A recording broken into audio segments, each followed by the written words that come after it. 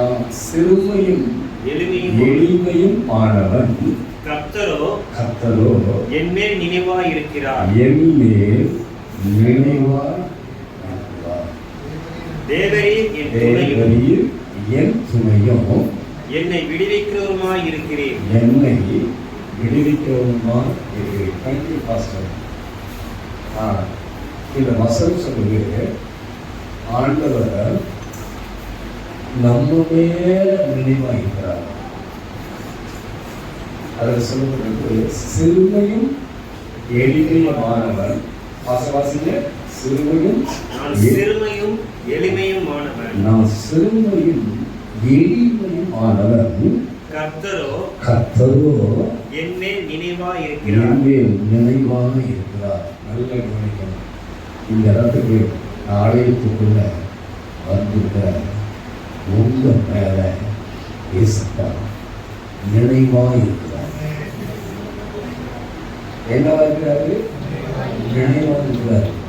அப்ப மனுஷனுடைய நினைவை அப்படி எப்படி அறிகிறாரு?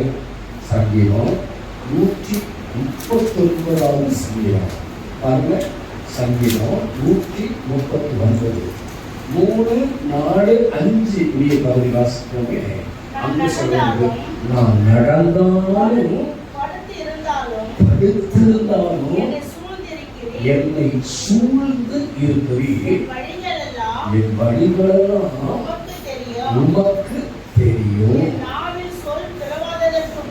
என் நாவில் சொல் பிறவாததற்கு முன்னே இதோ கர்த்தாவே அதையெல்லாம் அறிந்திருக்கிறீர்.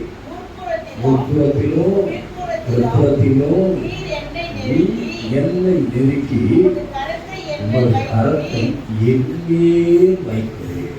வேதம் சொல்றது, நினைவாயிருக்கிற கரத்தம் நடந்தாலோ படுத்திருந்தாலோ நம்மளை சூழ்ந்து அறிகிறார்.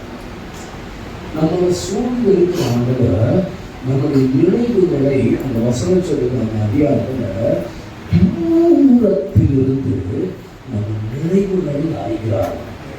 அப்போ இந்த உலகத்துடைய மனுஷனுடைய தோற்றம் என்னது என்று என் ஆண்டவர் அறிந்திருக்கிறார். பிரசங்கி 6:10 சொல்லப்பட்டிருக்கு, மனுஷன் பிறக்கிறதற்கு முன்னே அவன் பேரிடப்பட்டிருக்கிறான் என்று வேதம் சொல்லுவோம். அப்போ பேரிடப்பட்டிருக்கிற ஒவ்வொரு மனுஷ மேலையும் இயேசப்பா நினைவாய் இருக்கிறார். அவன் நினைவாய் இருக்கிறது சொன்னாரு, நான் உன்னை விடுவித்தேன். எனது நான் உன்னை நெஞ்சு வேலை சொல்லுங்க, இயேசு என்னை விடுவித்தார். சட்டமா சொல்லுங்க, இயேசு என்னை விடுவித்தார். சட்டமா சொல்லுங்க, இயேசு. நெஞ்சு வேலை கையை சொல்லுங்க, நெஞ்சு வேலை கையை, இயேசு என்னை விடுவித்தார். சட்டமா சொல்லுங்க, இயேசு என்னை விடுவித்தார். சட்டமா சொல்லுங்க, நெஞ்சு வேலை கையை வச்சு